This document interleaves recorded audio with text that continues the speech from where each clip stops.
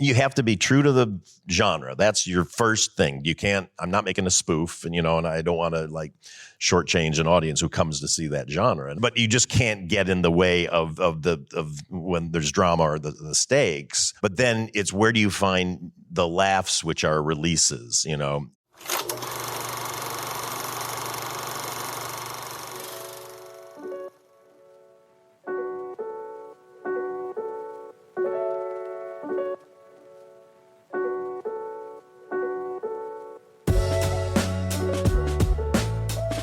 Hello, and welcome back to The Director's Cut, brought to you by the Directors Guild of America. In this episode, a live-in housemaid takes a job which quickly unravels into something dangerous in director Paul Feig's thriller, The Housemaid. The film tells the story of Millie, who accepts a job as a live-in housemaid for a wealthy couple as a way of trying to put her troubled past behind her.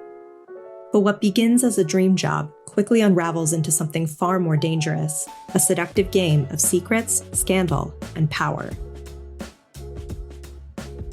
In addition to The Housemaid, Feig's other directorial credits include the feature films A Simple Favor, Spy, The Heat, and Bridesmaids, and episodes of the series Nurse Jackie, Mad Men, 30 Rock, and Arrested Development.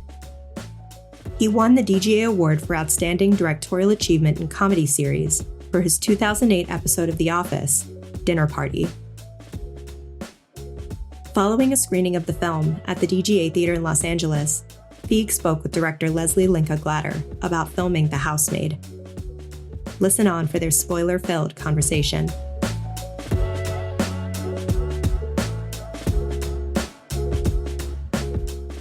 The elegance of the suit, Paul. My uniform. Well, I just want to start off and say, holy I mean, great audience too, by the way. Yeah. You guys were really in it. I love that. That makes me very happy. When you talk about telling a story about things not being what they appear to be, you did that in spades. And it's awesome. So I have so many questions for you. I have not read the book. Mm-hmm. Oh, first of all, I have to say, I've known Paul forever because I was so blessed to direct on a show that Paul created. Was it your first? Yeah. Freaks and Geeks. Yep. Leslie did two of our best episodes. Yeah, well, thank you. But it one was of our most controversial ones. Very controversial. In fact, it didn't air, did it? Didn't air, no. They wouldn't air it because it was too risque. Of course. They eventually did. They did, yeah. But it was awesome. Even way back then, we were very, very young. Yes. I was a small child when That's I worked right. on that. No, but it was awesome working with you. So now coming back and being able to have a conversation about this incredible film, which you just play with tone so beautifully. So I have not read this book. So tell me about the process of how this came to be. Yeah, well, I mean, the book is. Anybody here anybody know the book? Okay, people. Yeah, so it's been on the bestseller list for 2 years now. Yeah. It's crazy. It's a worldwide phenomenon.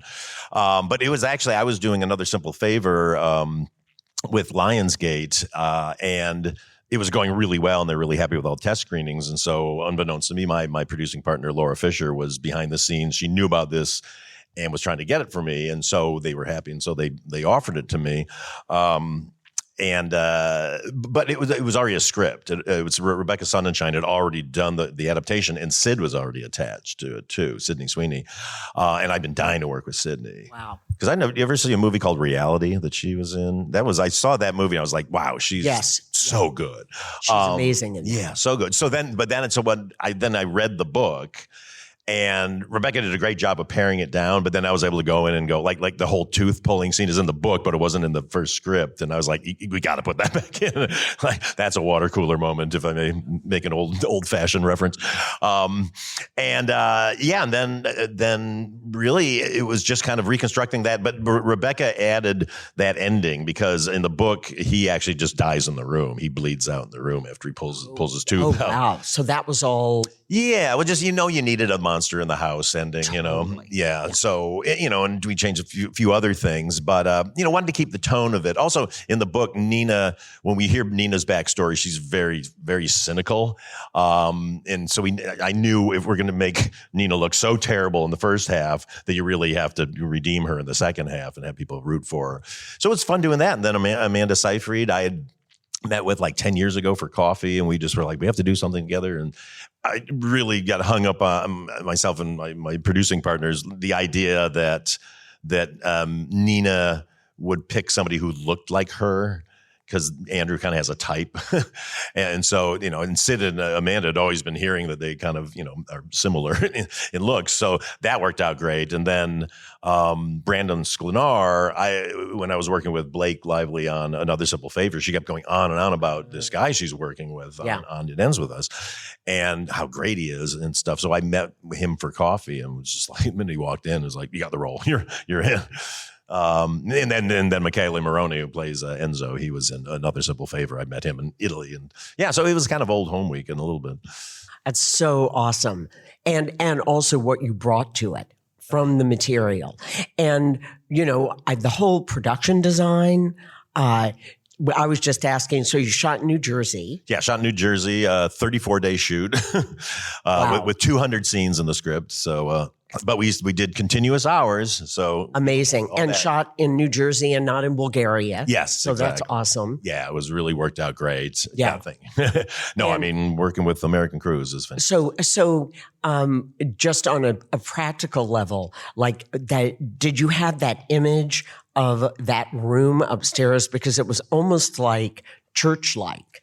Yeah. I mean, well, in the book, it's written very kind of dingy. But I knew on screen, like, Millie's not crazy. She wouldn't move into like a cobweb infested thing. And so my whole thing with Elizabeth Jones, our production designer, I said, make it look like an Laura Ashley room. It should be like really cute, let's paint it all white and everything. And she puts cute furniture in there, knowing that if you strip all that out and you take the lights out, and then my DP, John Schwartzman, had the whole thing about like, let's have a super harsh sunlight coming in. And it just cooled the whole room off. And it goes from being a cute place to being like a mental institution.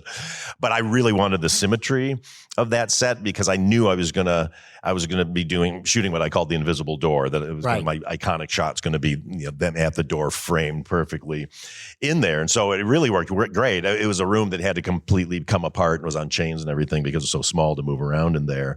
And actually that was on the ground, and that stairs was a separate set. And then we just had kind of married them through editing to make them look good. And then we went into this house. We found this house in New Jersey. It took forever to find the house. I'm sure that is like the hardest, because it's such a character, that house. Yeah, because you wanted to be kind of gothic. You wanted to be aspirational when you first see it, and then if you shoot at lower angle and at night and stuff, then it starts to get scary. And it had those. It's a 1908 house. I love those gothic chimneys and how symmetrical it was also. And then then Elizabeth Jones and her team went in and they kind of redid the whole inside of the house, because my directive from the beginning was, this has to be a Nancy Meyers movie that goes terribly wrong. Yeah, no, that's so perfect. Yeah. And of course, that staircase, which becomes a huge character. And it is in the very first scene when Millie walks in. Well, the funny thing about that staircase was, like, in the script, it was always that there was like a roof, like they had a roof terrace. And so that the climactic scene happened, he gets pushed off the roof. And I was like, I don't know, like it's not high enough. He'd just hurt himself. And it's not, I've seen people pushed off roofs in movies. And when we were scouting that house, we're looking at that staircase, and it was Jen Booth, our line producer. She goes, boy, this would be a good place to kill him. I was like, oh my God. So then we got to ask about that. Well, we got a dummy. We got an articulated dummy and said, would you die if you fell off there? And every time you threw it off, the head would ping pong down. And I was like, oh yeah, you're that dead. That was gnarly. And I loved hearing everyone. We came in and watched the end of the movie, and people's response to the teeth getting pulled out, the sound effects were awesome. But I want to ask, of course, about your incredible cast, because the fact that they have to play so perfectly something opposite than what's really going on. Yeah. and how you worked with them, because they do it so beautifully and don't let on. And of course, Brendan was such a great surprise because he does have that smile, and you want to buy that perfect guy. Well, because it was fun. Like when I saw It Ends With Us, it was like, oh, this is great because he's like the hero and he's the romantic guy. And so I was like, oh, good. He's coming into this movie with all that in his past. Absolutely. So you're going to go, oh, he's the greatest guy. But I like to, my favorite thing is to introduce characters who you think are stereotypes. Like, oh, she's the poor girl down on her luck. She's the kooky, rich lady. And then here's the perfect husband. And then just start to slowly twist. And obviously the source material is, the biggest responsibility responsible for that. But that can be a slippery slope since it's there. Yeah. Well, you don't want to give, when do you reveal? Yeah. And so it doesn't feel like, oh, where did that come from? Yeah. Well, because it's my favorite tone. Like, I'm known as a comedy director, and I consider all my movies to be comedies. Just some are really, really dark. And it's finding, you have to be true to the genre. That's your first thing. I'm not making a spoof, and I don't want to like shortchange an audience who comes to see that genre. And it's because I love the genre too. I'm a thriller fanatic.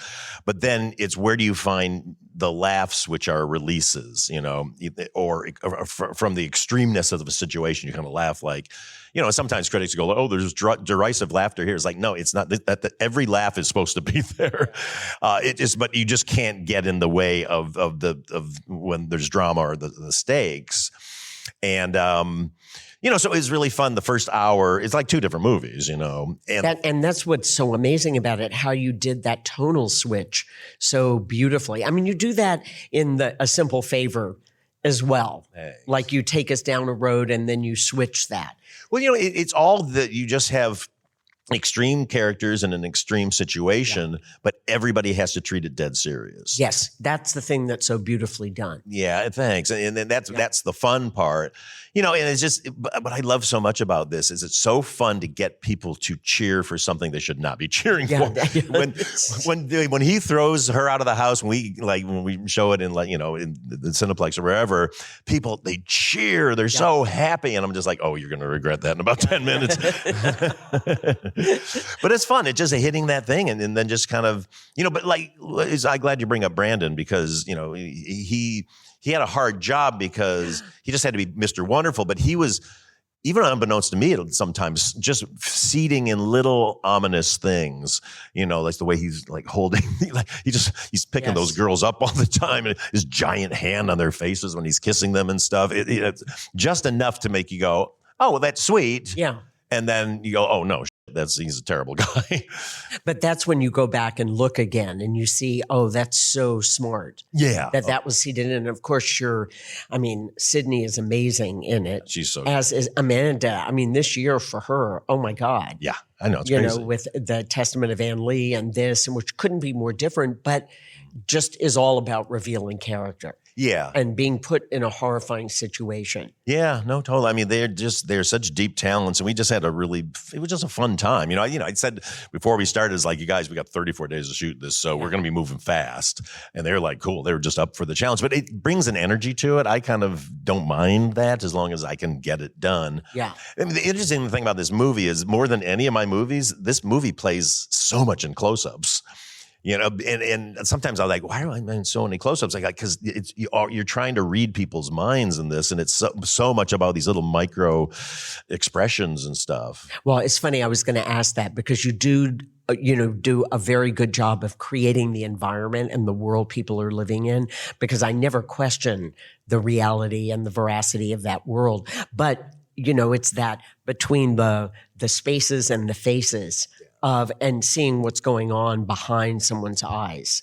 Yeah. Felt really important. Yeah, I mean, I love the thriller genre so much is the audience is trying to glean so much out of every little expression and stuff. And thrillers are so much fun. I'm a huge Patricia Highsmith fan. I'm just fanatical. I've read all her books over and over again.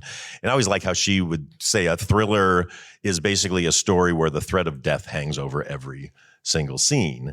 And we had the original opening for this was it's that shot of all the cop cars out front, and then we come down these stairs and you see blood on the stairs, and this cop comes, and they're like, wow, that's a terrible way to die. And then one of the cops picks up the tooth, and like, so it started with like, oh, something bad has happened, because I do like that thing of now you're going to be the whole time like, when is that? Yeah. When is that happening? But then we kind of realized we were losing the fun of this lead up, and so by taking that out, it changed our test screenings and everything, and people just that's so interesting. That's great that you told that story, because I can't imagine starting with that.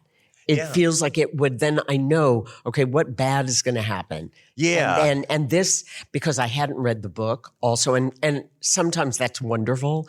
It's great. I was just there with the story the whole time. Elizabeth Perkins. In such a short amount of screen time is such an indelible character. Is she? I mean, you have Allison Jones casting. Is extraordinary. Well, Perkins and I have worked together. This is our fourth time we worked together. I directed her in Weeds, and then she was in Ghostbusters, and then she was just in Another Simple Favor. So we had just finished that, and we were kind of, we were trying to cast somebody local for that. And I was just like, I just kept seeing Elizabeth in that role, but we had no money. And I just called her up. I was like, would you please do me a favor? We can kick you a little bit of money. And she was so great. She just came down, and we shot her out in a few days. And, but that's her hair color now. Okay, I was going to ask that. Like, is that a choice you made? Because the white hair on her, it's so striking. Well, I honestly, she read the thing, and since we were paying her so little, I was like, do what you want, because I always deputize all my actors to kind of pick their look. Yes. Because I was an actor for years, and I know you're so affected by your wardrobe and absolutely. How you look. Yeah, and she kind of came up with that. And she like whited down her skin even more, so she's just like this wash of kind of icy white, and just her kind of that spooky way that she talks. I think the only direction I gave her once was like, just stare at Amanda really long before you say, "Did you know the tooth was gone?" to make you think that you know something. But no, it was really wonderful to work with her again. And with working with this incredible cast, like they knew everything that was going to happen, correct? Like they knew where their characters were going. Yeah. Oh yeah. No, totally.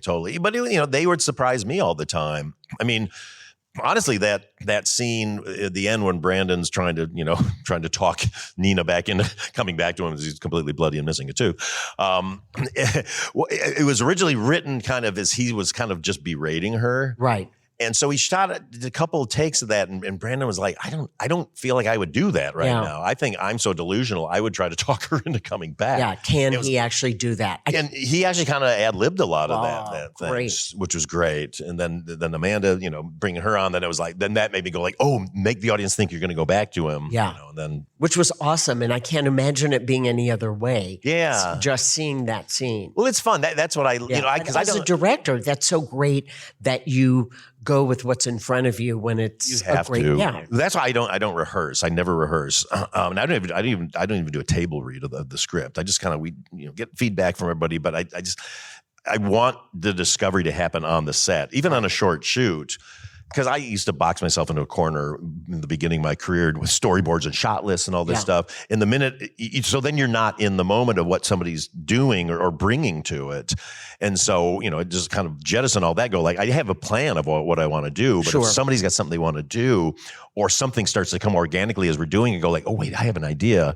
That's what I want, because then that's the magic starts to happen, and they're doing it for the first time. And John Schwartzman, my DP, whenever he can, he will cross shoot for me. Right, that's awesome. Yeah, which is just especially in that kind of a scene there where so much is going on. It's so interesting. I'm always fascinated with directors' process because coming out of being a choreographer, for me, I still plan absolutely everything, but now I want to throw it all away. Yeah. But I still do all that crazy planning so that I can be free. And it's fascinating that, yes, of course you have your plan. You've thought about this a lot, but so it's to be able to be in the moment. Yeah, well, you never want to show up on the set like, all right, what are we going to do? What scene are we doing? Yeah, exactly. Also, I always get to set 2 hours early before call time. I do that too. Yeah. In your suit. Do you wear a suit when you're directing? Always. See, I remember that about you. Oh, yeah. Always in post and prep and in pretty much every moment of my life. And where did that come from? I mean, pictures of old Hollywood. Yes. I used to love. Yeah, and because I go like, that's what. Oh, like I see a movie, I always want to think that's what the people making the movie look like. And then They did. Yeah, I did they back then. Yeah. But then I see now pictures of guys in baseball hats and sweatshirt, sweatpants. I'm like, come on, man. We got the coolest job ever. Gotta step it up, dude. It's such a nice thing. It's almost like giving respect to the work. 100%. In some way, which of course I don't dress like that at all. But you look at but you have your style. It's something that says I'm respecting you. I mean, I have the big grips come up like, hey man, I think it's really great that you wear a suit. It shows respect for everybody. So it's like, people appreciate it, and it also, it focuses me too. Like if I rolled out of bed into my sweatpants and showed up on set, I'd be like, No, totally. I mean, but again, it's how I associate you. I'd be surprised if I didn't see you dressed in honoring the craft. Oh, thank you. Thank you. And talk about your team, because of course we're here at the Directors Guild, and do you work with the same AD directors team as much as I can if they're available. Yeah, I mean, this is John Schwartzman and I went to film school together. We went to film school together. Yeah, so he's done my last 5 or 6 movies. And then Artist Robinson is my AD when he's available. He's kind of retired, but he'll come out of retirement. Know Artist? Yes. There we go. Artist is the best. I mean, my God. So, but he lives in Montana now, but he's the only one he'll come out that he'll come out of. I'm That's the only one awesome. he'll come out for. And then Renee Kalfas has been with me, my costume designer, ever since A Simple Favor. And she's just, I mean, why that woman hasn't won an award yet, it makes me crazy. But and then Teddy Shapiro, my composer, has done every one of my movies since Spy. And I have a really interesting way that I work with Teddy because, my movies, you put temp score in and all, and you fall in love with your temp love. And I just got tired of doing that. And so when I brought Teddy on, I said, okay, Teddy, you got one thing you have to do for me. You have to start composing before I start shooting. Wow. Oh, really? Yeah. That's so interesting. Yeah. Because what we do is basically like, I go, let's figure out what our 8-note theme is. I just want to get the feel of what it is. And so he'll go and kind of come up with these things, and we pass them back and forth. And then when we land on it, then he'll just start, as I'm shooting, he starts doing these, what he calls suites, where basically it's like a 2 to 3 minute version of that score that kind of goes through a bunch of different moves, and he'll do a few of those, and he feeds those to the editing room. So we just chop those up and use them. So we never use any temp score. So, because there's nothing worse than, suddenly the composer, like, can you make it sound like that other movie? And composers hate that. It's the worst. And also, it's so easy to get attached to that temp score. And you're never going to quite make it work like the way you think it is. No, my first feature, I temped with all this Thomas Newman score. I was just thinking of Thomas Newman because that's the guy you temp with. Oh, and totally. He's not going to be doing your score. No. Especially your first movie. And because then Stuart Copeland did the score for that movie. Oh my God. But I remember handing it over, and his business partner, he goes, good luck, Stuart. Because it was like the Meet Joe Black, just this, beautiful score. And so I was just like, never again. I'm not doing that ever again. Yeah, no, that's so interesting that's how you work. And you have that in your mind as you're beginning. Yeah. Oh, yeah. Sometimes I'll play it for the actors even and stuff. And also the juxtaposition you did with like when Blue Bayou came on, with after what she's just been doing. Yeah. Well, it's all the needle drop. I love that. I'm obsessed with picking that and all. But like, it was just, I remember going, what? Millie has to have a sound. There was a few more scenes that got cut out where she was always listening to music. And for me, it was just like Linda Ronstadt just seems like her spirit animal to me. And I, thank God. Fortunately, the studio ponied up the money because at first it was not cheap. Covering a Roy Orbison song and a Rolling Stones song. Oh my God, yeah. Yeah. But it just worked so well. And then just finding the other music. And I have a great music supervisor, Erica Weiss, and she's always finding great stuff. And actually it was Aaron Westerman, who, the president over at Lionsgate. Oh, wow. I wasn't sure what to use for the end song. And she goes, she brought up the Taylor Swift song, and we put it on. It worked perfectly. But I was like, we're never going to be able to clear this. Taylor Swift's not going to get. But we showed her team, and they approved it. So that was kind of cool. That is so awesome. Yeah. I mean, I love hearing about this process and how you work with people over and over again.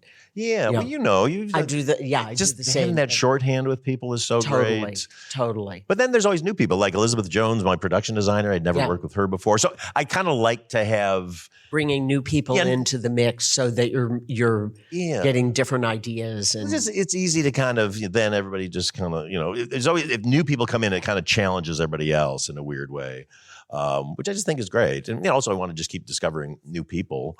Absolutely. Yeah. So just again, watching the end with you, that amazing shot when she goes in to meet the potential new boss, and there's just the in the foreground, that knife stand, which you could kind of not really notice in the first time you cut to it. Yeah. Yeah. I'm sure you have this too. There's certain things when you first read a script, you just go like, I see this shot and I see this, like there's like 3 or 4. And that one, I was so seared into my head that we had to find that location to make it accommodate just that and find the right butcher block and all that. But, I love when, because I don't go too pre-planned, but there's just some things that just get stuck in your head. Oh, totally. And again, I love the fact that the first image of that house is in the snow.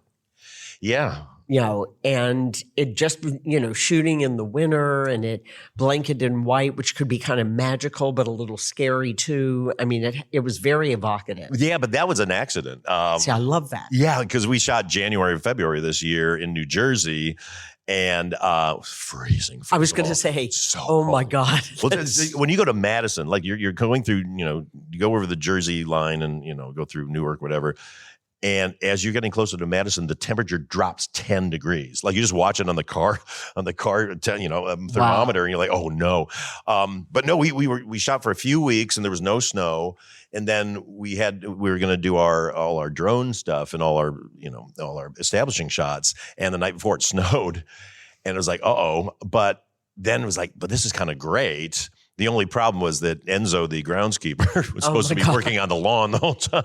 Oh my God. So that's why you see him raking the snow. And everybody's like, why? I said, look, no, he's so handsome, nobody's going to care. Yeah. So I had to reshoot a couple of shots of people looking outside just to get, have the snow there. But it kind of worked out. And it got us this Christmas release too, I think. I think we probably would have come out next year if we didn't have the snow. That I love these kind of accidents that become like, I can't imagine that not in the snow now. Yeah. Oh no, totally. So I mean, how amazing that happened. Yeah, no, it's really cool. But I mean, the greatest thing for me about this movie is it's in theaters. It's theatrical. My last 3 movies have been streamers. And you get to make the movies, so that's great, but it's so anticlimactic. This is such an important thing right now, the importance of the theatrical feature film, and that we keep that alive, because there's nothing the same as sitting in a room with people watching a movie. Exactly.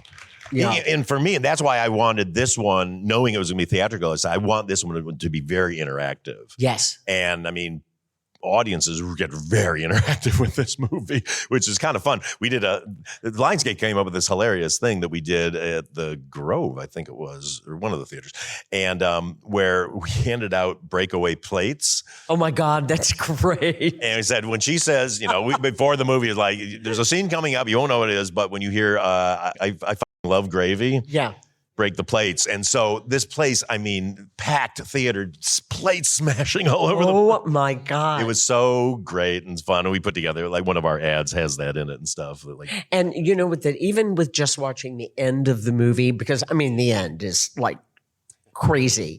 And the sound of everyone here, because I have to admit, I watched it on a screener because when I was asked to do this, I'm like, oh dear, I'm not going to have time to go to a theater to watch this in a couple of days. So I watched it at home, which was awesome. But even just seeing the last 20 minutes, totally different experience. Yeah, no, people really get very, very into it. Because it is like you hear people's sounds and the response, and it is this group experience. Well, that's, again, because, being a comedy guy, all of my movies are engineered to get this big response of laughter. Exactly. So that's why when I'm putting together my cut, it's like, usually about 5 weeks into my director's cut, I'll do my first test screening. Wow. And not a bullshit friends and family screening, which are worthless. No, we recruit. Yeah. Oh, no, you're so great. Oh, thanks. Hey, we got a hit. And then you show a bunch of people who don't know you, and it's like, oh boy, we're in trouble. No, we just recruit. Through Screen Engine, we recruit our 250 people. And I'm not in love with the cut yet. I'm just kind of like, I think this works. And so it's like, okay, that didn't work. That did work. And we record the audience, night. Which is so great because it gives you great feedback. It's invaluable. Yeah. And nobody can argue, like if the studio would take that out, that doesn't work. Well, let's look at the tape. Exactly. And then if I'm like, I want to keep that, and I look at the tape and go, no, that didn't work, then it's like, get it out of there. You got to get. I love that you call yourself a comedy guy because, which is true, but this is such you're on eggshells the whole time with this, and the characters are, and how you create that tension. Yet there are things that are funny. But like when you say that about yourself, so talk about that for a sec. That's just such an interesting thing, how you see yourself. But this is a thriller. Yeah, I mean, it's again, like you just want to give release to people in the right places. Yes. I love Hitchcock movies because they did this masterfully. I mean, North by Northwest is the standard one to bring up, but it is true. Like, there's funny side characters, and in that, comedy and thrills and horror are so closely aligned. And what I think a lot of us like comedy guys like Zach Kreger, who did oh my God, Weapons. It's the same thing. We're going like, we get double the thing that we love. Yes. We get you to react and jump or scream, and then we get the laugh too, which is awesome. It's the greatest. And I'm always in all my comedies, I'm trying to get the stakes high, and so a thriller is just built in high stakes. You just have to, again, like I said earlier, you have to be true to the genre. And this has been an interesting one because, like, there's been a couple of critics who were like taking me to task, like he was too afraid to go full camp with this. And I'm like, you guys, this is a movie about abuse. I can't get too nutty with this. I can only have the fun in the moments of either misdirecting you, right, or the release that you have when something extreme happens, or the absolute fun of retribution against a horrible person. Absolutely. Because then it's like all bets, like, go ahead, man. Like, go for it. Go nuts. And, and because I completely bought that Nina, that Amanda Seyfried was like this, she had come off so kind and wonderful, perfect boss. And that transition, I bought that completely. Oh, good. That was those first few scenes with her, my only direction was like, I said, kookier, just kookier and funnier. Yeah. Like she's, like, so that, because we knew that scene with the kitchen is coming up. Right. And that was fun because we shot kind of in order, other than the attic was a build and the bedroom and the bathroom were a build. Was that on location? That was on a stage at Cinelease. Oh, I see. But then everything else we shot in the house. Right. So I was able to go kind of in story order. That's fantastic for the actors. That makes a huge difference, knowing now what the story is for them. Well, again, because I don't rehearse or anything. Like the morning of we were going to do the kitchen scene, I was kind of like, gosh, I don't know if I've ever seen Amanda do something like this. Yeah. But it's like, okay, here we go, and she was kind of nervous. And suddenly, first take, you're like, what the like, wow, when that's inside you, and it was just great. And then we just, and I was handheld with the cameras all over. So we were able to just kind of, get it on the fly. But she was so into it. Like, unbeknownst to us, the art department hadn't switched out the people that own the house's dishes. So I just had them all set out. I was on the first take. She goes, brash, and like all these dishes smash all over the sink. And I'm thrilled. I'm just like, this is the greatest thing ever. And the art department's like freaking out. I know. But then we found other plates from IKEA. So I was like, look, I'll pay for the plates if you got it. But it's just an awesome film. Oh, and how you skate through genres like that in tone. It's a fun. Masterclass. It's fun. I love it. Thank you. I really love doing it. And it's just, we're so lucky. If this one, all of us here, we're so lucky to be on this crazy journey, to be storytellers. So much. We are so lucky. Very lucky. And hopefully if this one does well, there's 3 more books in the series. You got your work cut out for you. I know. Exactly. This is like, but again, out. Thank you all for being here. Paul, thank you. Thank you for sticking around for the Q&A. Thank you, Leslie, for doing this. Thanks for listening to another DGA Q&A. The Director's Cut is available wherever you listen to podcasts. And please share, subscribe, rate, and review. We'd love to hear your feedback, and you can help fellow film buffs find the show. Thanks again for listening, and we'll see you next time. This podcast is produced by the Directors Guild of America.